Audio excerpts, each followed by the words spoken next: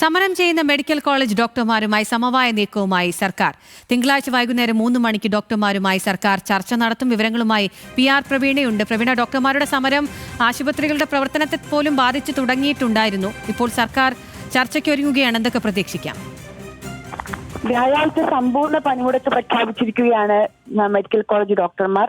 ഇതേ തുടർന്നാണ് ഇപ്പോൾ ഒരു ചർച്ചയ്ക്ക് കളമൊരുങ്ങുന്നത്. മാത്രവുമല്ല, മെഡിക്കൽ കോളേജുകളുടെ ദുരവസ്ഥ ഓരോ ദിവസവും പുറത്തു വരുന്നു. വേണുവിന്റെ മരണം, അതുണ്ടാക്കിയ ആഘാതം, ഇതിൽ നിന്നൊക്കെ സർക്കാരിന് പുറത്തു കടക്കേണ്ടതുണ്ട്. ഈ ഘട്ടത്തിൽ ഡോക്ടർമാരുമായി ചർച്ച നടത്തി സമരം തീർക്കേണ്ടത് സർക്കാരിന്റെ അനിവാര്യതയുമാണ്. ഈ ഘട്ടത്തിലാണ് സർക്കാർ തിങ്കളാഴ്ച വൈകുന്നേരം 3 മണിക്ക് സമരം ചെയ്യുന്ന KGMC-യുമായി ചർച്ച നടത്താൻ തീരുമാനിച്ചിരിക്കുന്നത്. എൻട്രി കേഡറിലെ ശമ്പള അപാകതകൾ, അതുപോലെ തന്നെ ശമ്പള പരിഷ്കരണത്തിലെ കുടിശ്ശിക, ശമ്പള പരിഷ്കരണം വീണ്ടും ആവശ്യപ്പെടുക, അതുപോലെ തന്നെ പുതുതായി തുടങ്ങിയ മെഡിക്കൽ കോളേജുകളിൽ തസ്തിക പുതുതായി സൃഷ്ടിക്കുക തുടങ്ങിയ ആവശ്യങ്ങൾ ഉന്നയിച്ചാണ് കഴിഞ്ഞ 4 മാസത്തിലേറെയായി ഡോക്ടർമാർ ചട്ടപ്പടി സമരം തുടരുന്നത്.